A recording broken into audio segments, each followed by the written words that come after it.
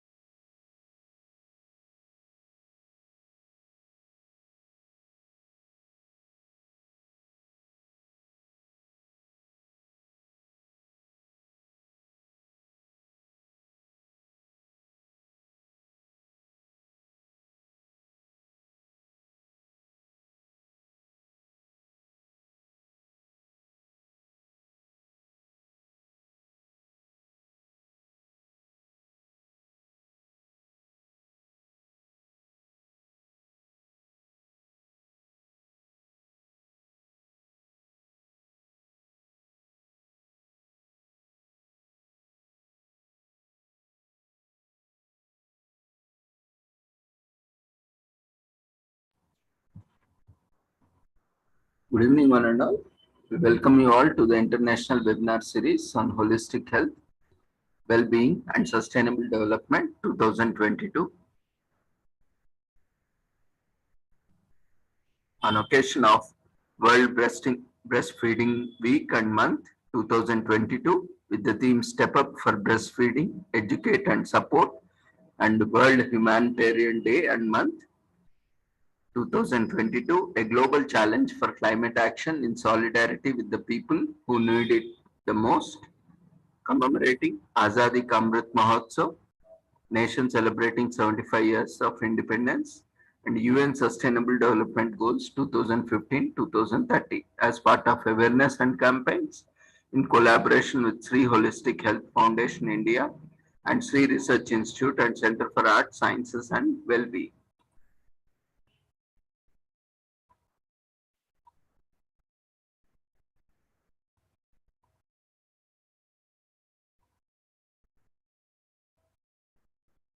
We welcome you all once again to the international webinar series. Before we start our sessions, let's take the blessings of Almighty.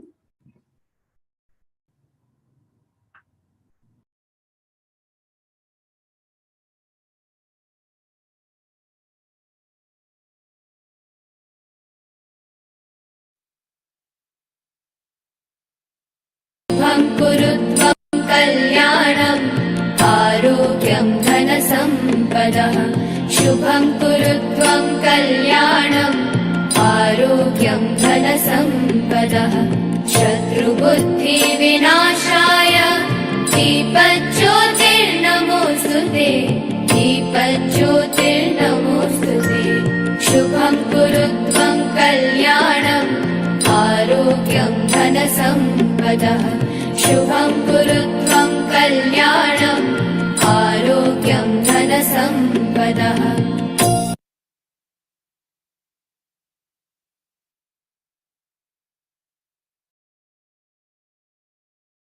With the blessings of Almighty, we shall continue to today's session. Today marks an important day.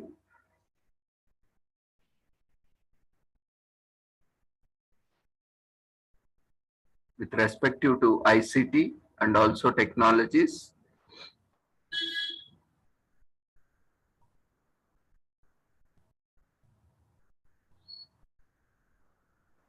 Today, we are commemorating International Child Free Day in recognition of amazing child-free people and their lives, and also to foster the acceptance of child-free choice in today's society.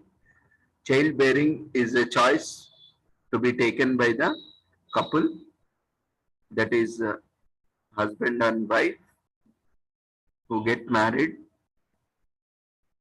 In their relationship, it is their choice whether to go for a child or not. So the society should be able to respect their choice of not having a child or of having a child.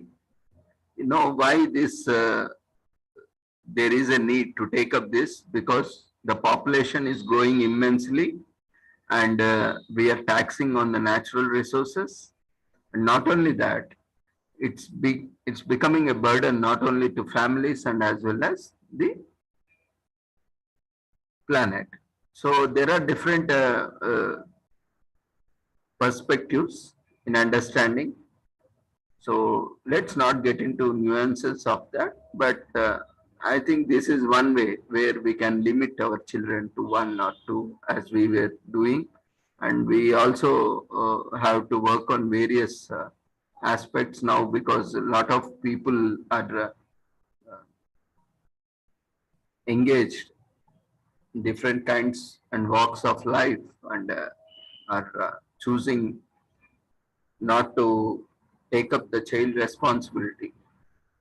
And we will also have some other day dedicated to that. Uh, I mean, we will have a detailed discussion on that, whether to go for a child or not to go for a child, and what are the benefits of going for a child or not going for a child. So we'll go into the background later on. And this today is World Breastfeeding Day, and also this entire week is celebrated as World Breastfeeding Week from 1st to 7th August, as designated by the World Health Organization, with the theme Step Up for Breastfeeding, Educate and Support. So we will be commemorating this event for the whole month, starting from today. So we will be having a lot of series of webinars on this theme. We will try to include as many as speakers or as many as sessions possible in this month to bring awareness. So we should have a punchline when like breastfeeding, not to stare. So because this is quite a common issue nowadays, due to lack of ethics, morals, and even lack of, a proper perspective towards breastfeeding. It is quite common a mother to feed her child. There is nothing uh, unusual or uncommon. And as a third person, we have, we cannot stare at such things, because that makes the mother uncomfortable to feed her baby. So there are many myths and taboos associated with that. We will try to educate and bring more awareness, and try to support breastfeeding mothers, and try to inculcate the breastfeeding, because that is the immunity for the entire life for the child. If breastfeeding is not done properly for the first 6 months and thereon, the entire life child has to suffer with the lack of immunity and the various diseases and disorders. So it is very important at this point of time, or at any point of time, for the child to be breastfed by the mother, compulsory, mandatorily for first 6 months, and as long as she can. So that's how the very importance of breastfeeding week. So we will be having a lot of sessions in upcoming days in this month, starting from today. And today is also World Wide Web Day. We all are connected today with the internet. And thanks to Tim Berners-Lee, who invented the World Wide Web in 1989. Because of him, today we all are able to connect to each other. So we are commemorating this wonderful day, and we can see through network we are connected to various devices, and how the transformation took place over the period of days and years. So, and today we have one more session with Christina Kigan from Nigeria, Africa. So we'll first take up Christina's talk, and then we will look into the history of various aspects as we were discussing today. So let's welcome Christina Kagan from Nigeria, Africa. She is professional social worker working in various settings in Africa. We welcome you, Christina. You can unmute yourself, start your video. If you have any PPT, you can present. Good afternoon, everyone. Yeah, good afternoon, and we invite you to take over for your session, Women at Workplace Issues and Challenges in African Context. Over to you. Thank you very much. I'll be talking about, can you hear me? Is it audible enough? Yeah, it's audible, but if it can be little louder, better. Okay, thank you. I'll try my best to make it louder. I'm going to be speaking on the topic women in the workplace issues and challenges. As we all know, I'll start by saying that we have a special population which comprises of the elderly, children, and women. So women constitute one of the special groups of people that we have on this planet Earth, and they have special needs too, as it concerns them.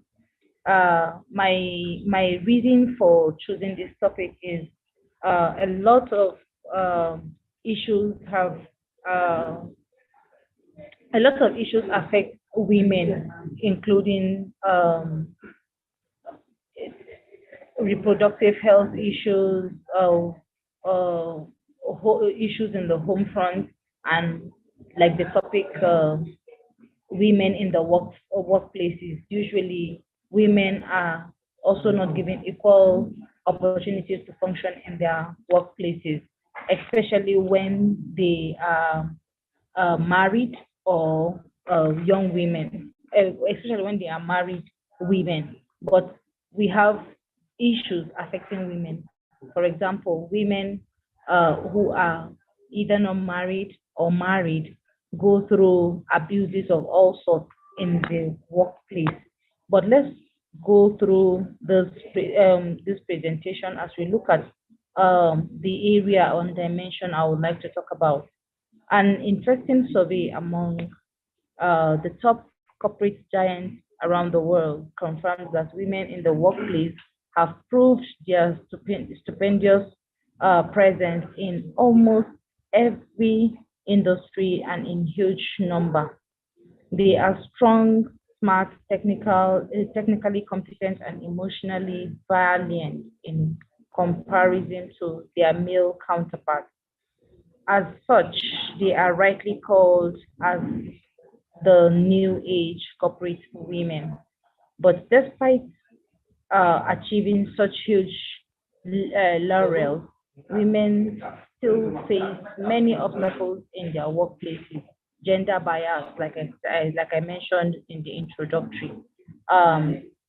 Even in the workplace, women are segregated. Women are made to feel less competent despite their qualifications and competencies. Gender bias and sexual harassment are not just what we are talking about, but there are few more issues that are big hurdles for women to grow high up in the corporate scene. Okay, so let us discuss most predominant challenges that women in the workplace face in their day-to-day life. Importance of women in the workplace. One of the issues and challenges women experience in the workplace is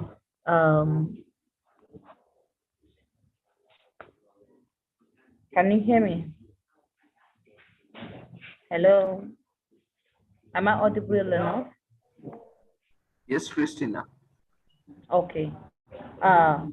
Importance of women in the workforce. As per the research, companies who have a high number of women in their workforce have gained high financial profits and productivity as their output when compared to the companies which have fewer women employees.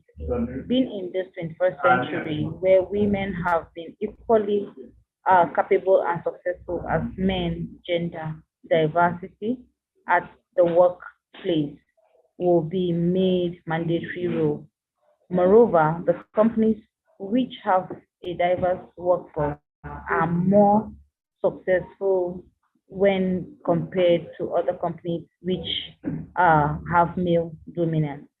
Hiring women in the companies have many benefits, um, as they are more focused, committed, and successful even when they are underrepresented, or most of the time workplaces are usually unequal, and this is a global truth. For example, take for instance in the banking system, most times women are preferred in the marketing sector. Why? Because they feel the women can be used to meet the targets of the bank. And of course, this could also be of great disadvantage to the women because they can be used as sex tool to big customers, or they can be used to attract big customers at the detriment of these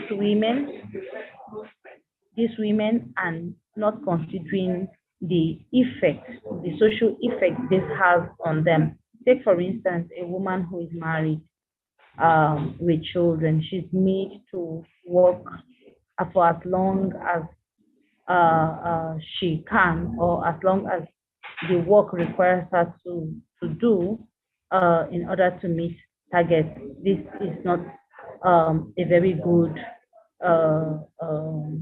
Is not is not of is not a very good thing for the woman, and most of the time it has impact on their social life, and even in their role as homemakers or parents. Uh, Most of the time, women who have babies are not allowed to come to work with their children, and like we know, most most times women are bonded or attracted to their little babies, especially when they are still breastfeeding. So this is a negative impact on the women folk in the workplace.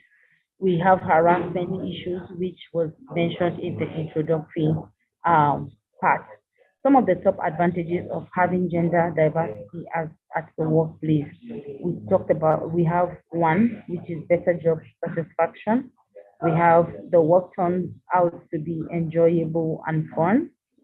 That's when we have women in the workplace, and it could be of great advantage to them.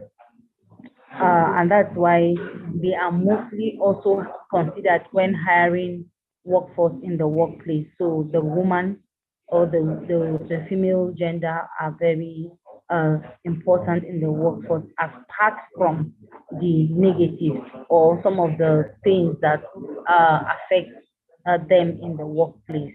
So we have the dedication level towards the company will be higher when we have also women in the workforce. Then being positive and focused on company goals can be very good with women. Women have better opportunities to succeed in the workplace. So lesser burnout situations can be found if women are properly treated. So it is not negative all around. It is not said to be of the negativity or the disadvantage women experience in the workplace can be a 50-50 chance if given a good environment to thrive or to function. They tend to do well, and they tend to lift the output of such organizations. Then women in the workplace issues and challenges. men versus women issues. Men and women are always two sides of the same coin. Each one of them has their unique charisma, and each one thinks and handles the situations differently. So what this means, what this statement or this um, uh, phrase means is that both the women and the men gender have equal chances to make an organization grow or function, and their roles are complementary. You cannot say, okay, because women have this quality, they are better than men, so they can replace the men. No, they all have their place in the in the workplace, and they all have their contributions to make. So it makes it beautiful when you have both sexes working in organizations, as they both have a different roles that can complement each other to contribute to the growth and development of any workplace. While a man may be practical, women, be, while a man may be a practical woman, who woman, I take this again, I'm sorry. While a man may be a practical uh, uh, person on his job, woman could think far-fetched, but it is still a shape that irrespective of being equally talented, there is always discrimination in the eyes of the beholder.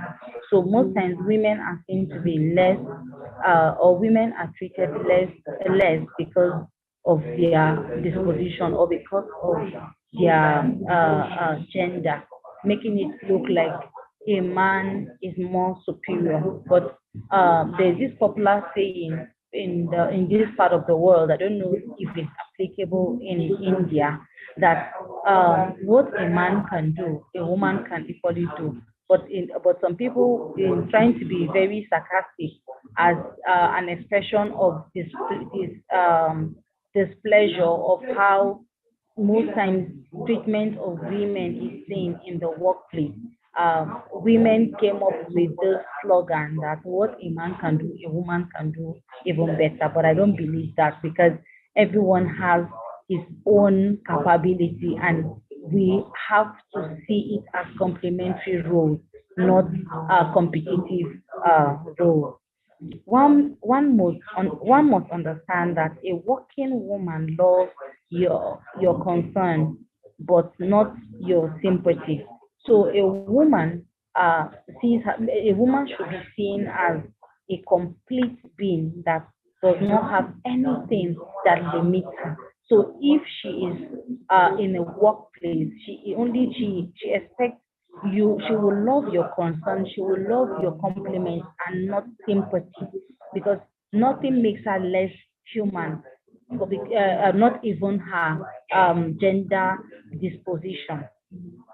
She wishes to be recognized with her talent and not her gender. So that's one thing that is very common and must be acknowledged with a woman. A woman uh, loves your concerns but not your sympathy. She wishes to be recognized with her talents and her capability, not because she is a woman, or you address her and say, oh, she's a woman, give her a leeway. No, she's first of all a human being with her competence and talent, and not by virtue of being a female or a woman.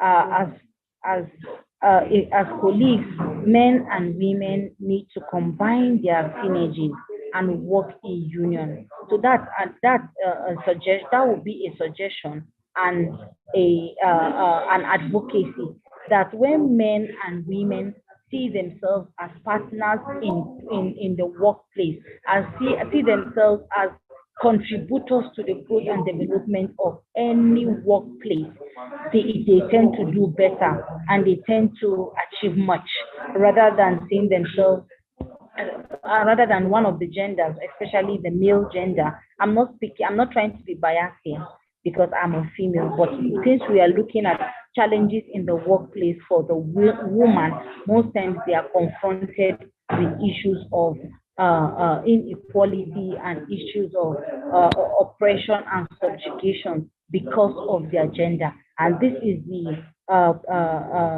some of the wishes and aspirations of women, that they want to first of all be seen as human beings with their talents and competencies, not as women, because they are equally able and capable of giving the best in their workplace as the male gender. Gender bias too. The point two says gender bias is another challenge that many women experience at their workplace. Though we can say that corporate offices are bridging the gender gap slowly. Private institutions and government offices are still way far behind. Jobs that require frequent travel, physical exertion, etc., are still open for men only, as they are considered more eligible than women. Many companies, while hiring women employees, ask them openly about their marriage and further family planning, as they cannot afford the maternity leaves and other flexibility. That's a gender bias a consideration, because if I am a woman and I have or if I have the qualifications and capability to deliver in a place of work, my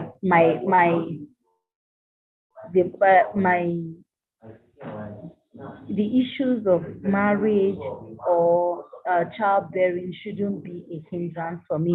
I should be given the equal opportunity to function and to deliver and to contribute to the growth of my country as a corporate social responsibility, and not allow this be a hindrance for me.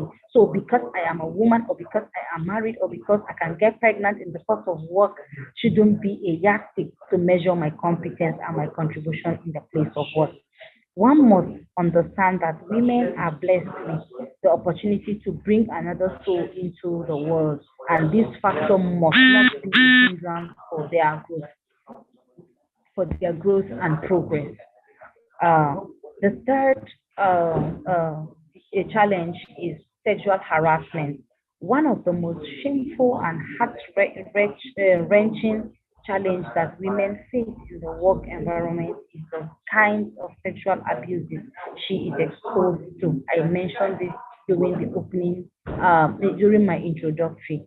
Mostly women fall prey to cunning men who lure them on the pretext of love and sexually harass them.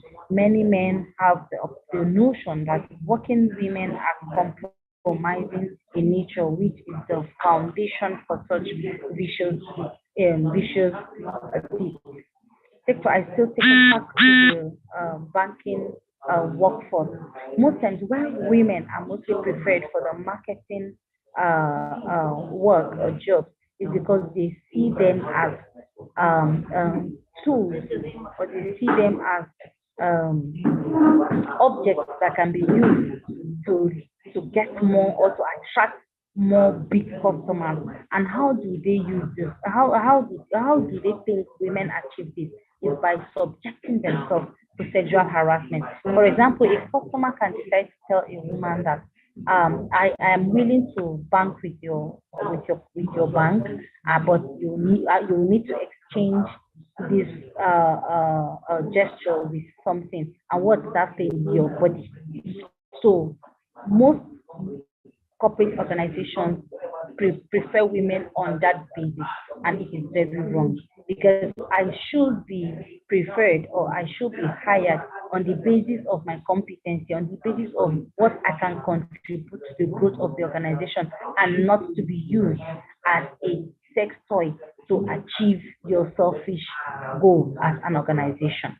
Mostly women fall prey to this because they also need the job to survive. and it goes back, or it takes us back to bad governance, where provisions are not made for the social welfare needs of people, and you subject people, despite their education, despite their qualification, they are forced to go into vices or go into habits that are not healthy and does not support their well-being as humans. To curtail these challenges, there are social welfare organizations which are discussing women empowerment on multiple forums and have raised voices against harassment of women at the workplace. These techniques have forced the law and order to include several severe punishments against these ruthless men. And when we talk about social welfare issues, it goes back to us as social workers.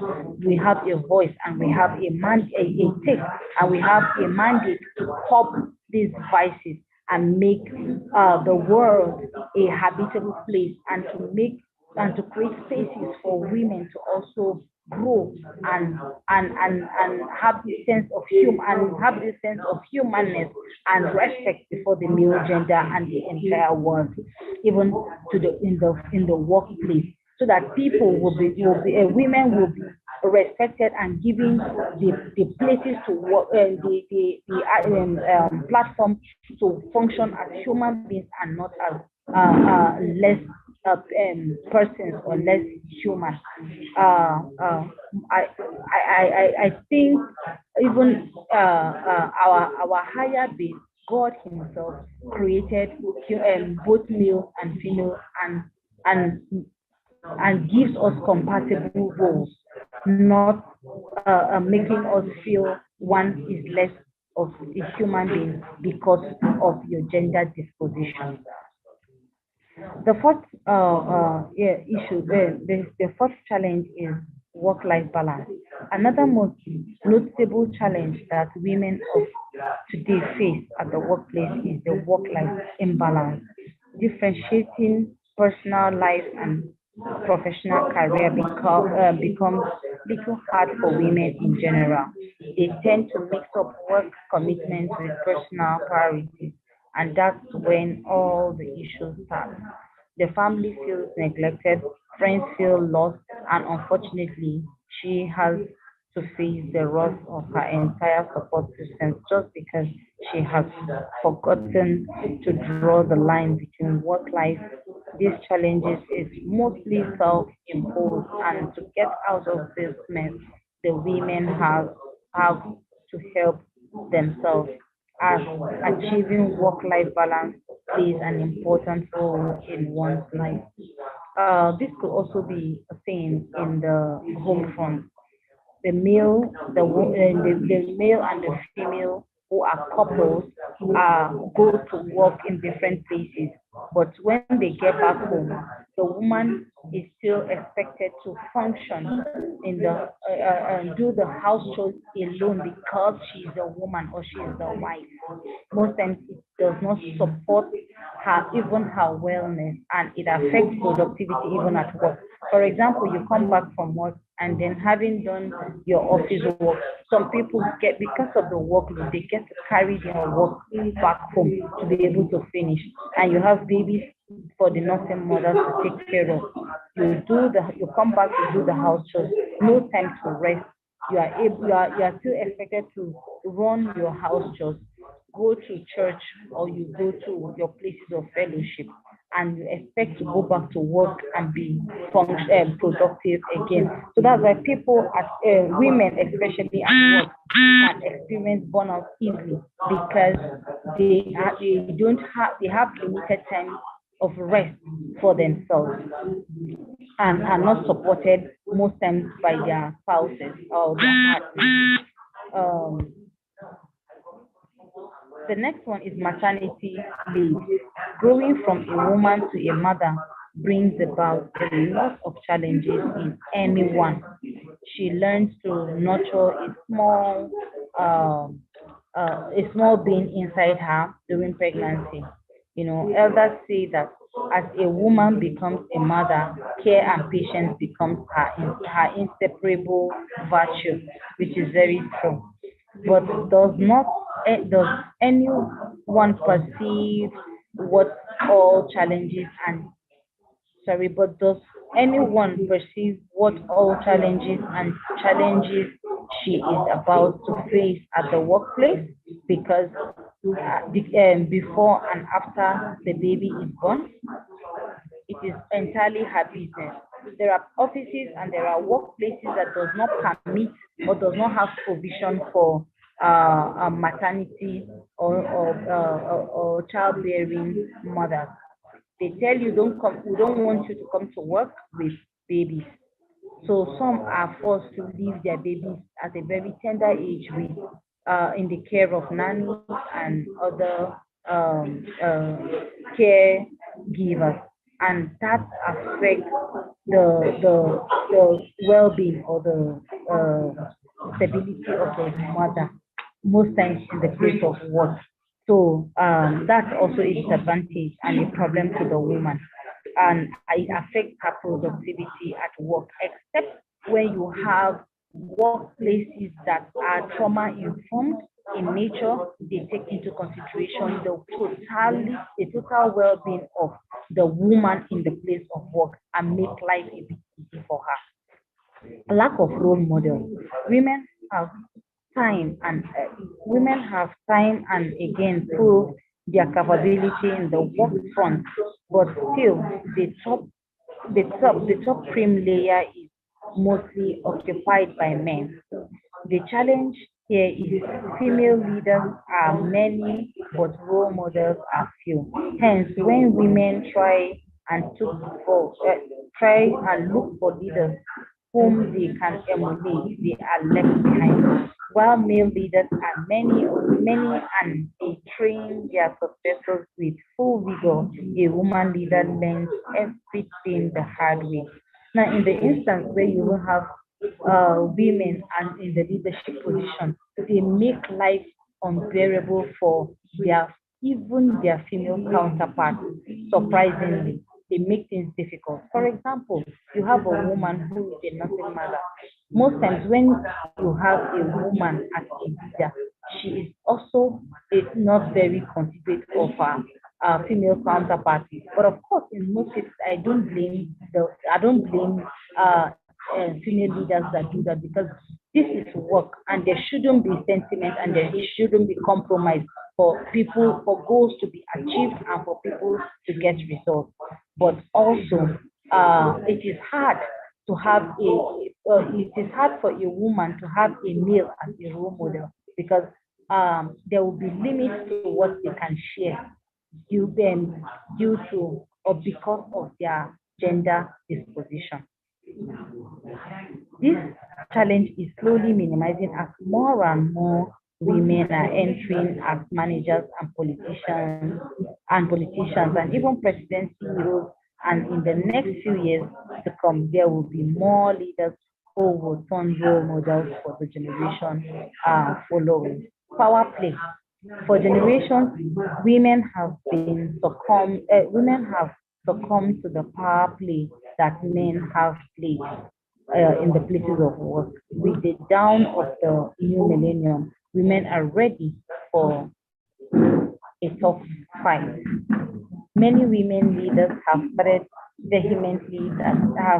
stated vehemently that it took them a lot of time and plenty of courage to survive the power play, politics, and reach their current positions in their workplaces. So there's hope.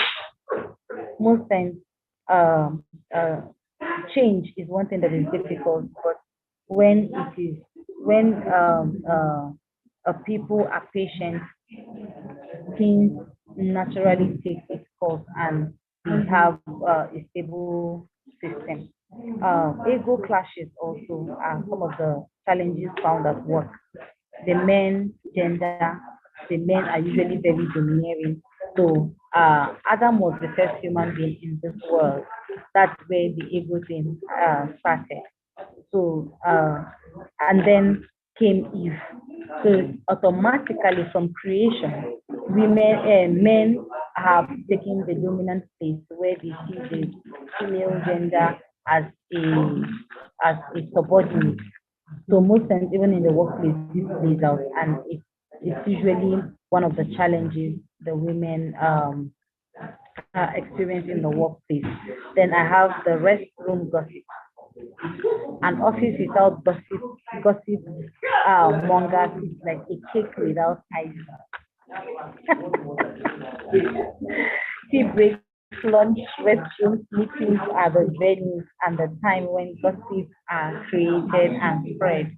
This affects productivity in the workplace because most times productive times and valuable times are used for gossip, and this affects productivities and output in the workplace. Security. Last but not the least, the most threatening challenge for women at the workplace is their security.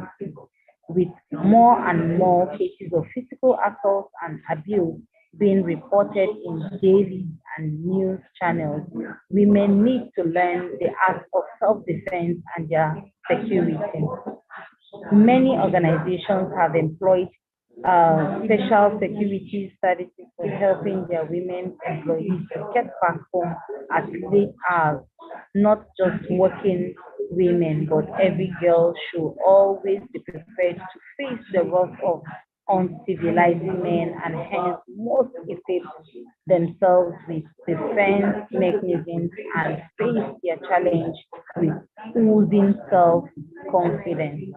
Problems of working women, boasting about gender diversity at the workplace and discussing successful women employees stories does not cover the harsh truth of sexual harassment, which is still the biggest issue in the work environment.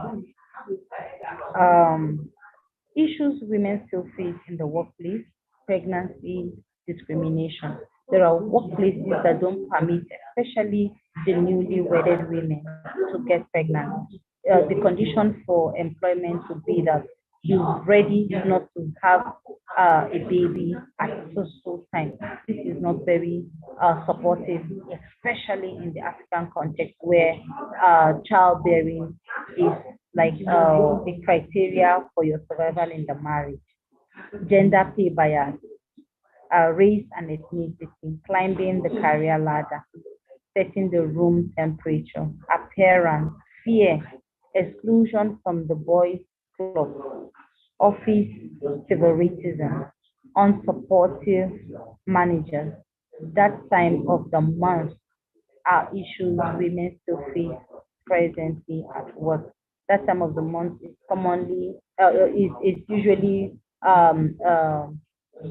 not universally the same because it is an individual thing where some experience difficulty uh, during their times of the month, which is the menstrual cycle for the women. This is a term that is commonly used, but I don't know if it's applicable universally all over the world. But from the part of the world where I am from, it is a common term that if mentioned, people can say no. But that time of the month is referred to the monthly menstrual cycle amongst that is commonly, that is uniquely and specifically for the women gender. Challenges are everywhere, pushing oneself out of their comfort zone and trying something new and good is the challenge that one can impose on himself. More challenges one faces in life, uh, his achievements and memories increases manifold. Um, these are some of the very common issues that women face in places of work, and it is increasingly experienced. But thankfully, with the human rights groups that are coming up, women are beginning to pick up, and of course, most importantly, women are becoming more aware of their rights and are reporting such cases of abuse for uh,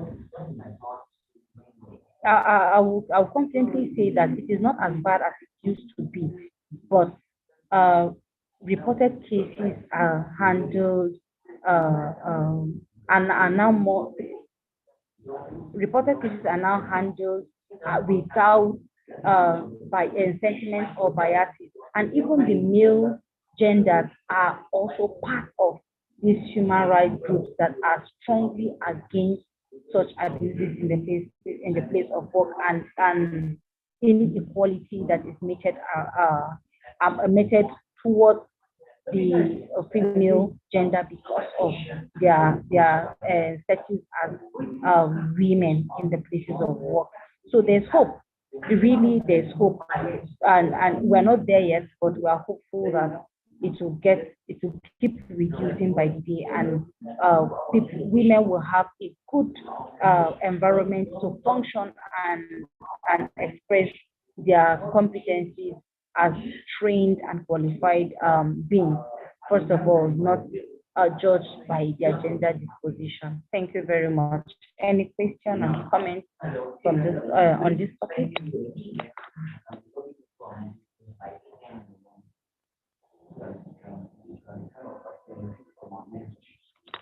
Hello. Yeah, participants, if you have any queries, feel free to share your thoughts, observations, comments, or clarifications.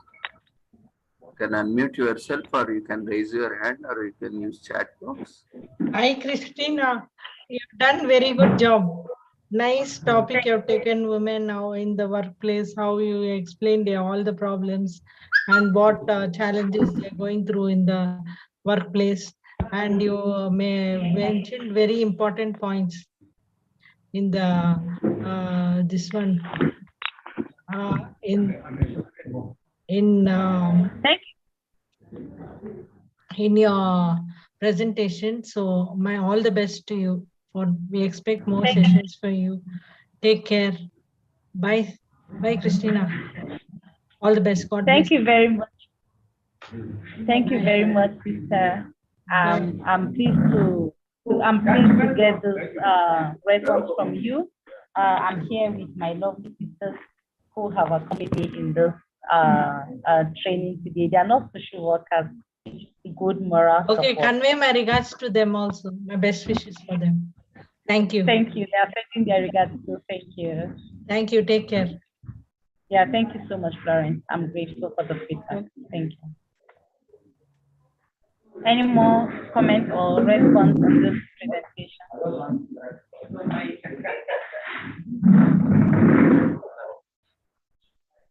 Thank you, Christina, for joining and sharing your observations on women at workplace issues and challenges. What we observe is more or less in the entire world, women are facing similar issues only. So maybe especially it is more worst in underdeveloped or developing countries.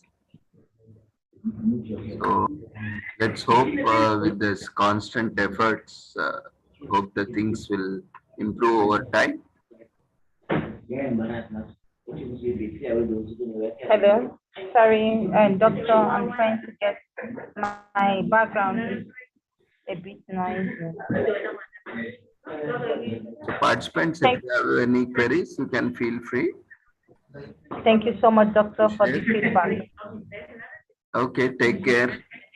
Wishing you all the success and take care. Thank you very much. Thank you for the platform to learn and to also share knowledge. Thank you, doctor. Yes, if there are no queries, then we shall conclude it here.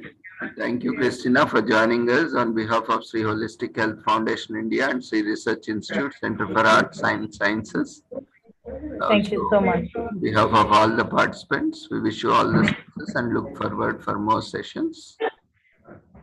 Thank you very much, doctor. Thank you. Thank you, participants, for good listening. Thank you for your audience. Yeah, thank you. So, thank you, Mary. Thank you, Christina. Bye. Thank you. So we'll move on to other section for the day that we are commemorating today.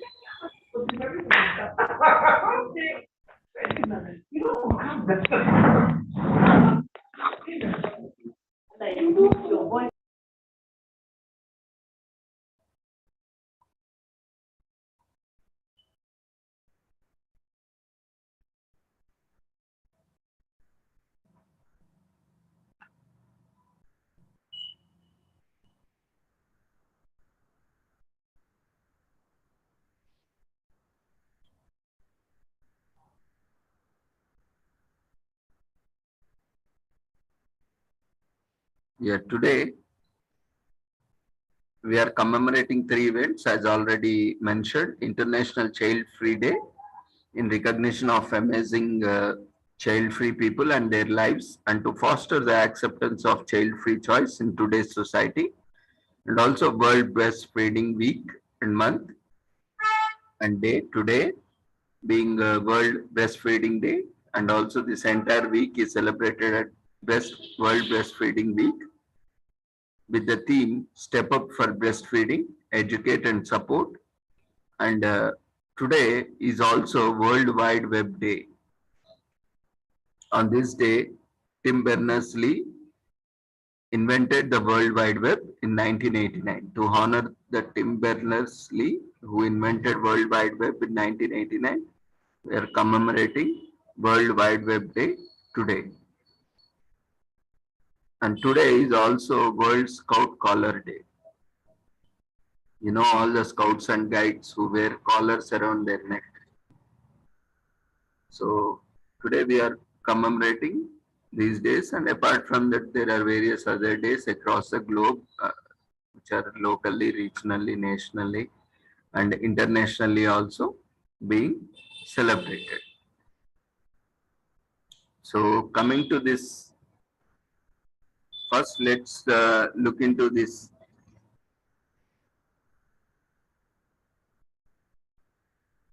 Just a second.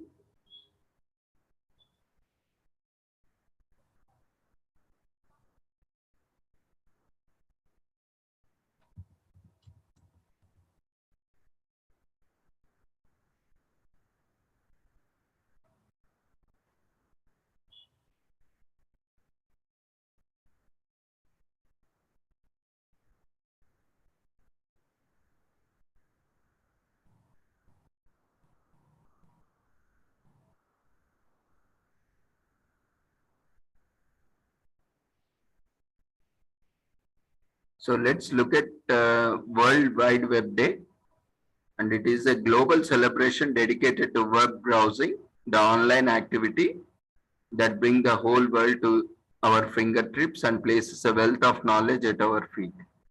Today is one more significant day, that is Microsoft has stopped its support for Internet Explorer. We know when there were no browsers in the market, the inbuilt browser was Microsoft Internet Explorer, which came with the operating system.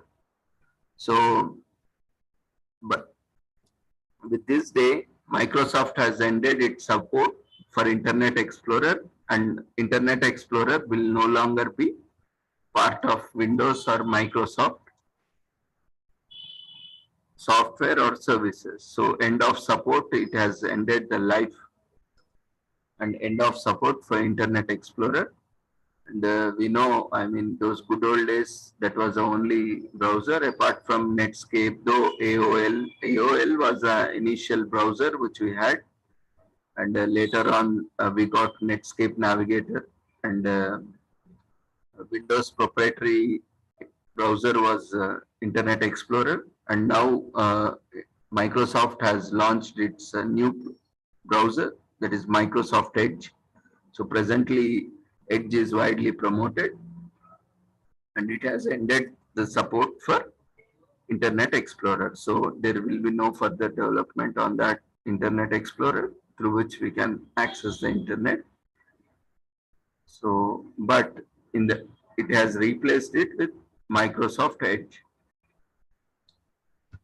So that is one more aspect. And as we can see,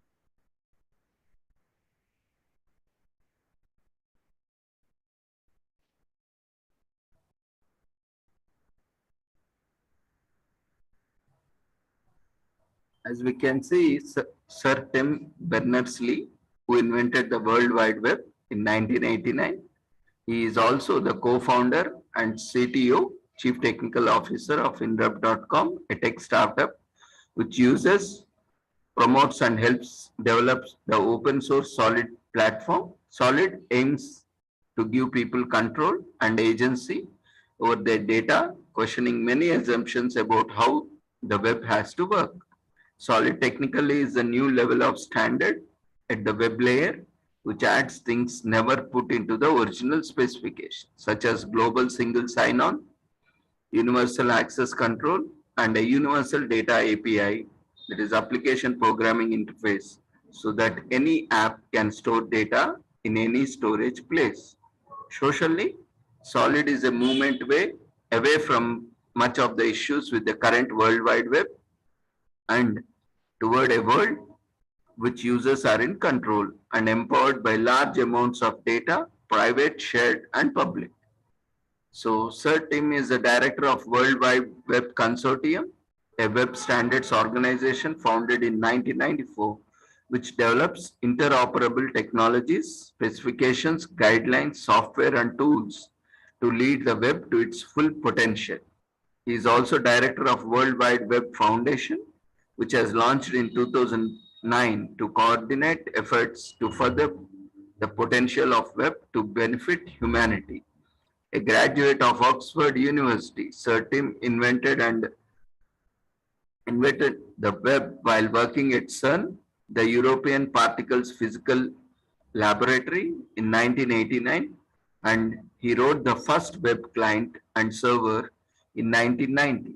His specifications of URIs, HTTP, and HTML are refined as the technology spread.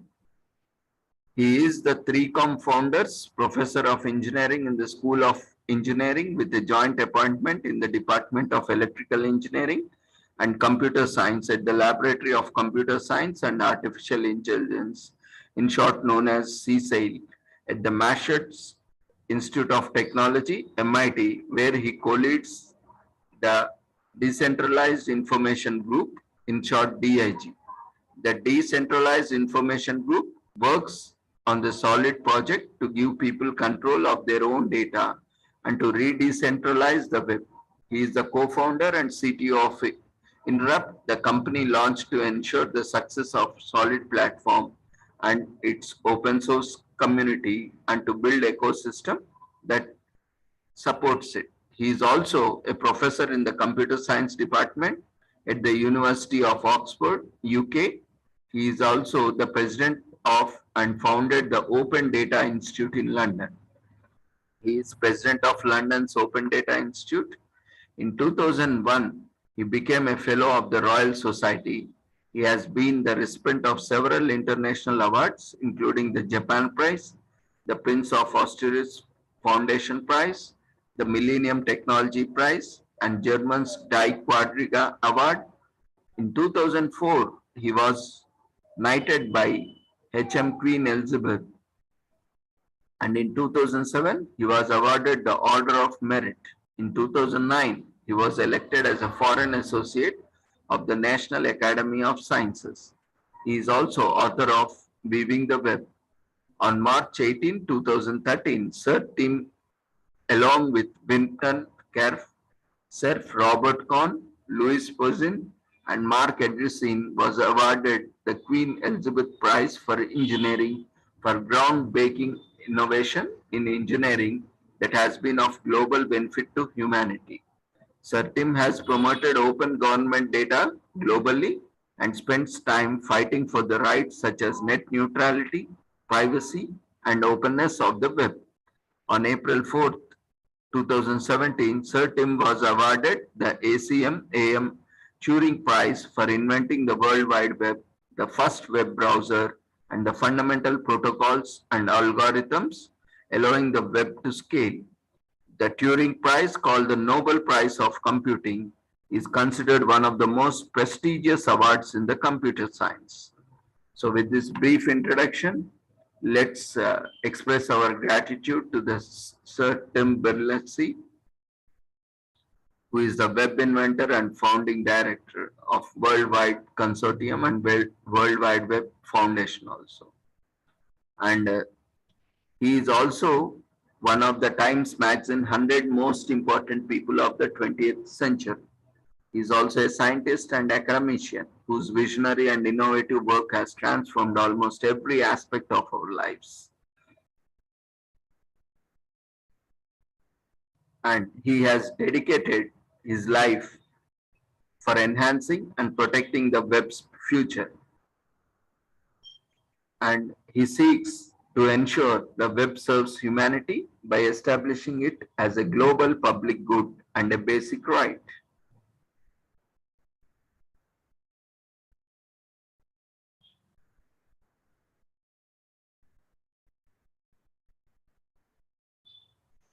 So with this short introduction, let's once again express our gratitude to Tim Berners-Lee for his greatest contribution that today we are able to use internet across the globe. Then we will move on to other commemoration for the day.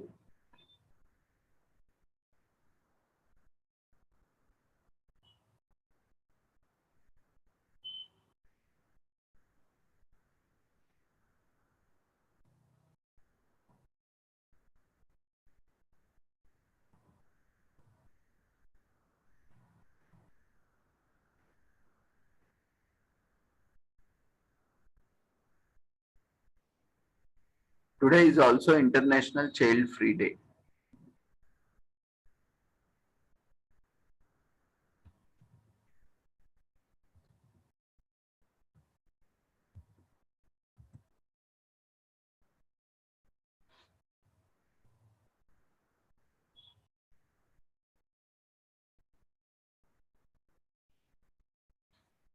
So the history of International Child Free Day is based in an event staged by National Organization for Non-Parents of the non-parents in the early 1970s. They selected a male and female non-parent of the year, and with the winners parading down Fifth Avenue in New York.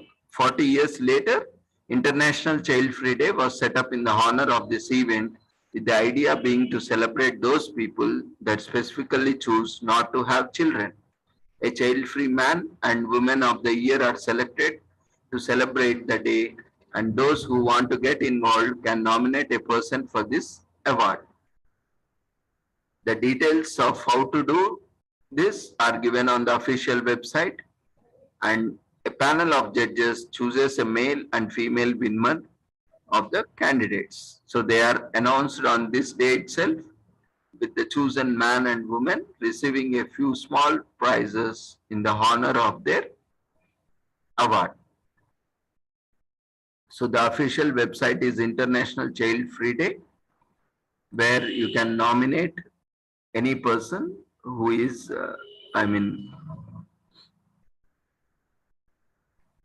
decided to not go for a child. So the winners for this year, for 2022,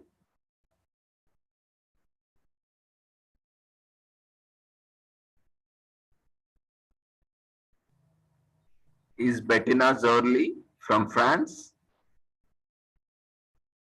and she has self-nominated herself. And Bettina Zorli is a 30-year-old French child-free woman living in Belgium, and she runs the Instagram account Genevieve Espace d'Enfant, which means I don't want kids in French. And her Instagram account is followed by over 39,000 people. So she started this account with the publication of her first essay, Child Free, Je ne wax pas defend, a book speaking about all the arguments and negative things child-free people do here. Since 2019, she has been sharing stories of child-free French-speaking people and trying through the page podcasts and interviews to normalize the idea that not every woman wants kids and there's nothing wrong about being child-free. She also speaks about feminized politics, ecology, as she has master's degree in gender studies and shares her knowledge as well. She shares contacts of doctors for permanent contraception in France, as even if it is legal in France. Most of the doctors refuse or even lie to women and men who would like a vasectomy, which means it's quite difficult. And she's also planning for sterilization in 2023. And on social media, she shares her life, things about her married life, couple and daily life. And also she creates child-free work to bridge between French and English-speaking child-free communities.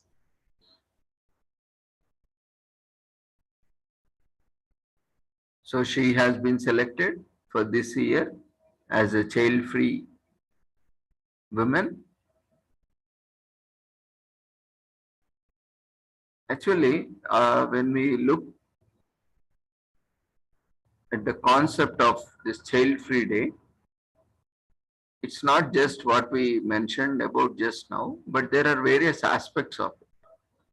So we can look into that later on, but on any dedicated day, because we have time constraints. So let's move on to other day.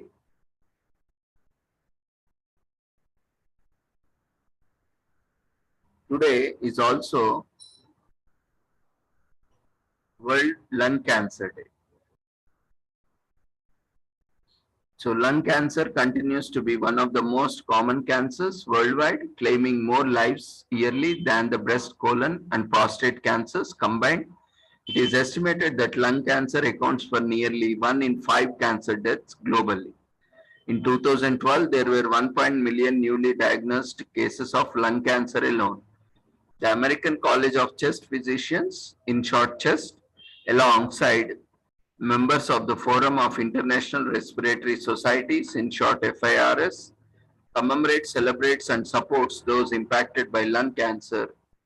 So, joins the grassroots efforts of the lung cancer community to raise awareness about lung cancer and its global impact, creating an educational movement of understanding lung cancer risks as well as early treatment around the world. So lung cancer was a rare disease in early 20th century, but its incidence has gradually increased with increased smoking, and it has become the most common type of cancer in the world. The lung cancers account 12.8% of cancer cases and 17.8% of mortalities of cancer worldwide. Lung cancer is a preventable disease. The factors that play a role in cancer development, including tobacco products, industrial products, like uranium, radiation, asbestos, air pollution, and nutritional deficiency. Recent studies have demonstrated that a critical factor increasing the risk of lung cancer is the long-term respiration for carcinogenic materials. Epidemiologic case control studies by 1950 proved that smoking was strongly correlated with lung cancer.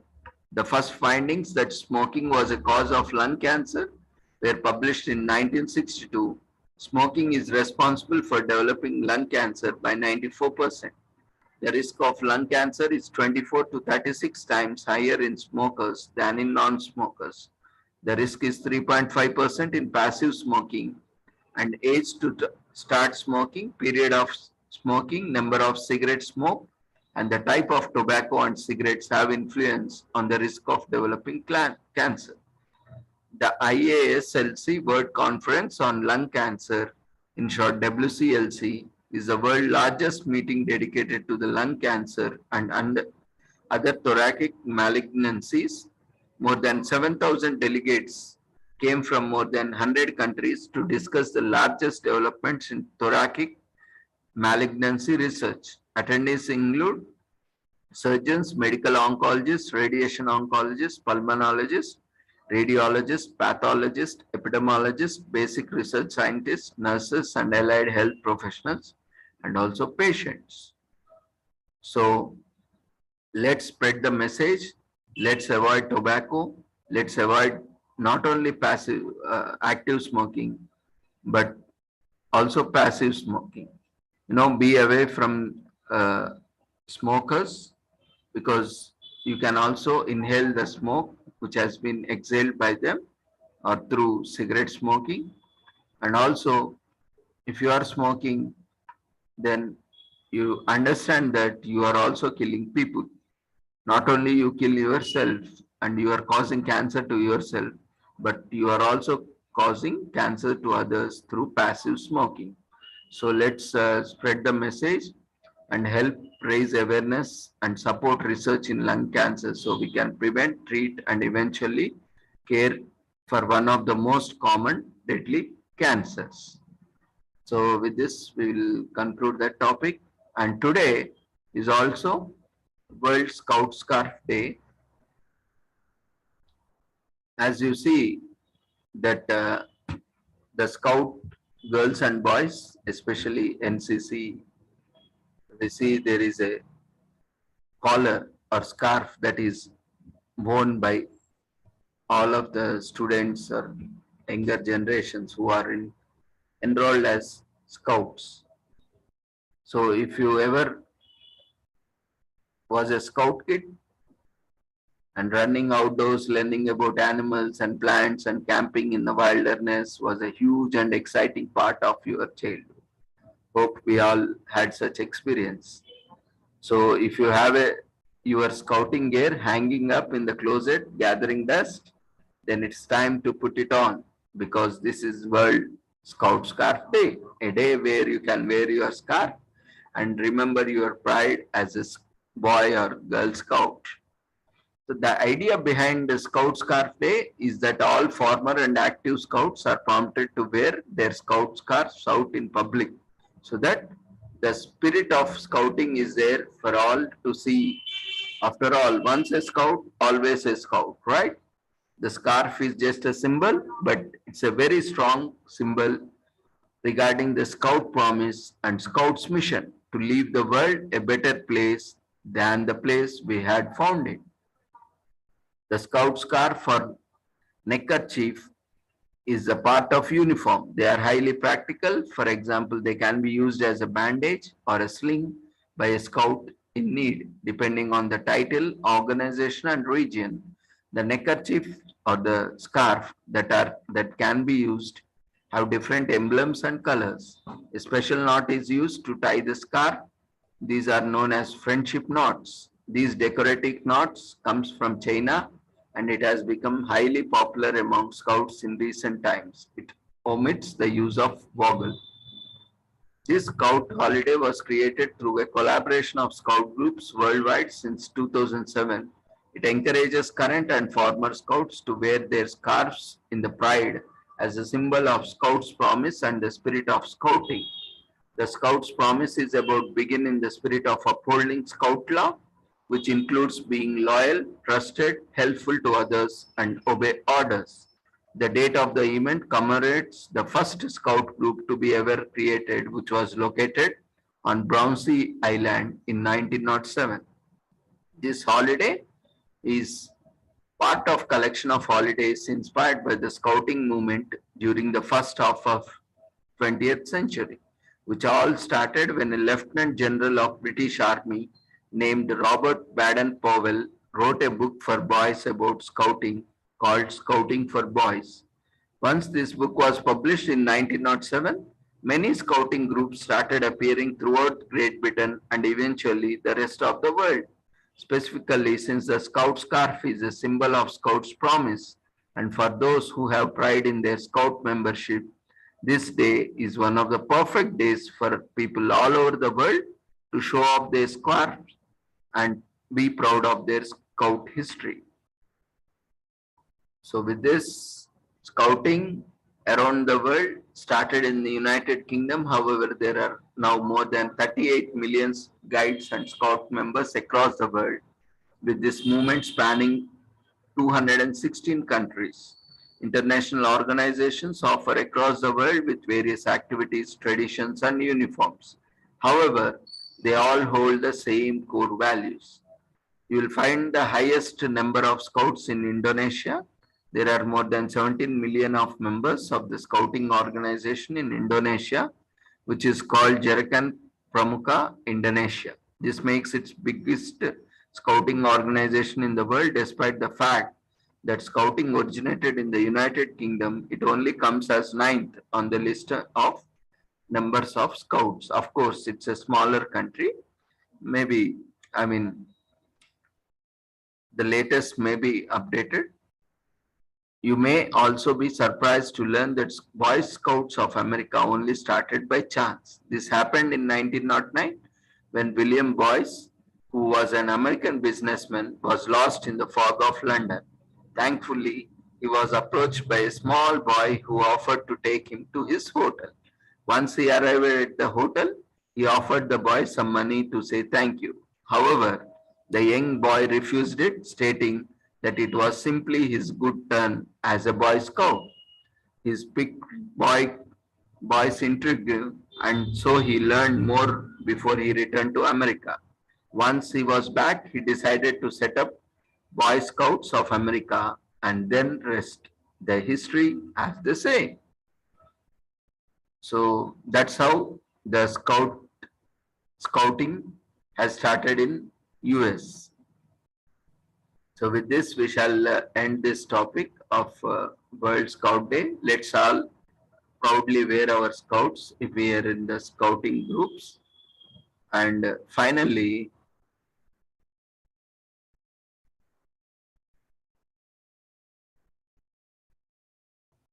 today is also celebrated as World Breastfeeding Day. And this entire week is celebrated as World Breastfeeding Week. World Alliance for Breastfeeding Action, in short known as WABA, is a global network of individuals and organizations dedicated to the protection, promotion, and support of breastfeeding worldwide. Annually, WABA coordinates and organizes the World Breastfeeding Week, in short WBW, between August 1st to 7th since 2019. They have aligned their WBW campaign to the United Nations Sustainable Development Goals, and they call it as WBW's SDGs campaign. So let's quickly look into how this breastfeeding is contributing to the sustainable development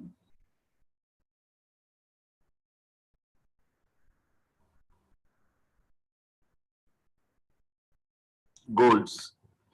So we can link the breastfeeding to the sustainable development goals. So let's quickly look into 17 goals and how breastfeeding is contributing to the 17 sustainable development goals. Goal number 1, we know it's end poverty in all its forms everywhere. So breastfeeding is a natural low-cost way of feeding babies and children, and it is affordable for everyone and does not burden household budgets compared to artificial feeding. So breastfeeding continues to poverty reduction as it's naturally available in freely from mother to child and in abundant quantity which is required for the child. So this is meeting the Sustainable Development Goal 1, end poverty in all its form. So when coming to Sustainable Development Goals 2, end hunger, achieve food security, and improve nutrition and promote sustainable agriculture. So exclusive breastfeeding and continued breastfeeding for 2 years and beyond provide high quality of nutrients and adequate energy and can help prevent hunger, undernutrition, and obesity. Breastfeeding also means the food security for infants and better immunity for the infants. So looking at the goal 3, ensure healthy lives and to promote well-being for all ages, at all ages. Breastfeeding significantly improves the health, development and survival of infants and children. It also contributes to improved health and well-being of mothers, both in short term and long term, along with the infants. So looking at the goal 4, ensure inclusive and equitable quality education and promote lifelong learning opportunities for all. Breastfeeding and adequate complementary feeding are fundamentals for readiness to learn. Breastfeeding and good quality complementary food significantly contribute to the mental and cognitive development, thus promoting learning. And looking at Sustainable Development Goal 5, achieving gender equality and empower all women and girls. Breastfeeding is a great equalizer, giving every child a fair and best start in life. Breastfeeding is uniquely a right of women, and they should be supported by the society to breastfeed optimally. The breastfeeding experience can be satisfying and empowering for the mother as she is in control of how she feeds her baby. And coming to goal number 6, ensure availability and sustainable management of water and sanitation for all. Breastfeeding on demand provides all the water a baby needs, even in hot weather. On the other hand, formula feeding requires access to clean water, hygiene, and sanitation. And when looking at goal number 7, ensure access to affordable, reliable, sustainable, and modern energy to all. Breastfeeding entails less energy when compared to formula production industries. It also reduces the need for water, firewood, fossil fuels in the home. And looking at the goal number 8, provide sustained, inclusive, and sustainable economical growth, full and productive employment, and decent work for all. Breastfeeding women are supported by their employers, are more productive and loyal. Maternity protection and other workplace policies can enable women to combine breastfeeding and their other work or employment. Decent jobs should cater to the needs of breastfeeding women, especially those in precarious situations. And looking at goal number 9, build resilient infrastructure, promote inclusive and sustainable industrialization, and foster innovation. So with industrialization and urbanizations, the time and space challenges have become more prominent. Breastfeeding mothers who work outside the home need to manage these challenges and be supported by employees, their own families and communities. Crèches near the workplace, lactation rooms and breastfeeding breaks can make a big difference. And coming to goal number 10, reducing inequality within among countries. Breastfeeding practices differ across the globe. Breastfeeding needs to be protected, promoted, and supported among all, but in particular among poor and vulnerable groups. This will help reduce inequalities. And coming to goal number 11, make cities and human settlements inclusive, safe, resilient, and sustainable. So in the bustle of big cities, breastfeeding mothers and their babies need to feel safe and welcome all in all public spaces. When disaster and humanitarian crises strike, women and children are affected disproportionately. Pregnant and lactating women need particular support during such times. So coming to goal number 12, ensure sustainable and consumption and production patterns. So breastfeeding provides a healthy, viable, non-polluting, non-resource intensive, sustainable and natural resource of nutrition and sustenance. Coming to goal number 13, take urgent action to combat climate change and its impacts. So breastfeeding safeguards infant health and nutrition in times of adversity and weather-related disasters due to global warming. And coming to goal number 14, conserve and sustainably use the oceans, seas, and marine resources for sustainable developments. Breastfeeding entails less waste compared to the formula feeding. Industrial formula production and distribution lead to waste that pollutes the seas and affects marine life. And coming to goal number 15, protect, restore, and promote sustainable use of terrestrial ecosystems, sustainably manage forests, combat desertification, and halt and reverse land degradation and halt biodiversity loss. So breastfeeding is ecological compared to formula feeding, and formula production implies dairy farming that often puts pressure on the natural resources and contributes to the carbon emissions and climate change. And coming to 16th goal, promote peaceful and inclusive societies for sustainable development, provide access to justice for all, and build effective, accountable, and inclusive institutions at all levels. So breastfeeding enshrined in many human rights frameworks and conventions, national legislation and policies to protect and support breastfeeding mothers and babies are needed to ensure that their rights are upheld. And coming to the last goal of sustainable development, 17, strengthen the means of implementation and revitalize the global partnership for sustainable development. The Global Strategy for Infant and Young Child Feeding, in short GSIYCF, fosters multi-sectorial collaboration and can build upon various partnerships for support of development through breastfeeding program and initiatives. Thus, breastfeeding is contributing and fostering the sustainable development.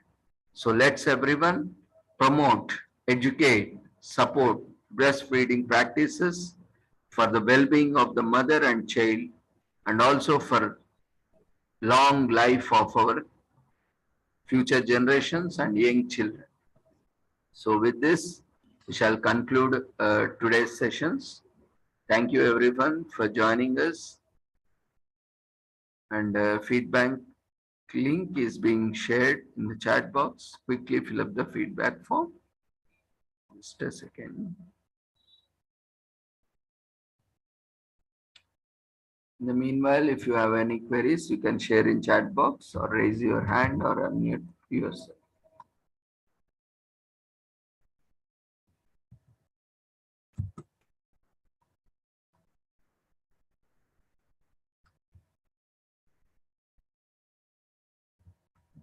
Feedback form has been shared in the chat box. Quickly fill up the feedback form.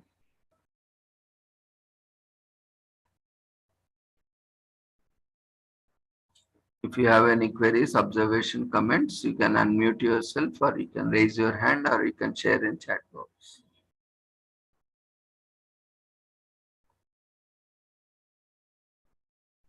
Quickly fill up the feedback form.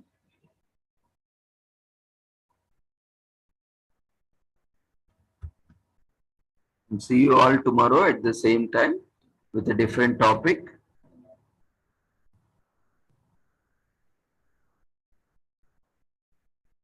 Quickly fill up the feedback form.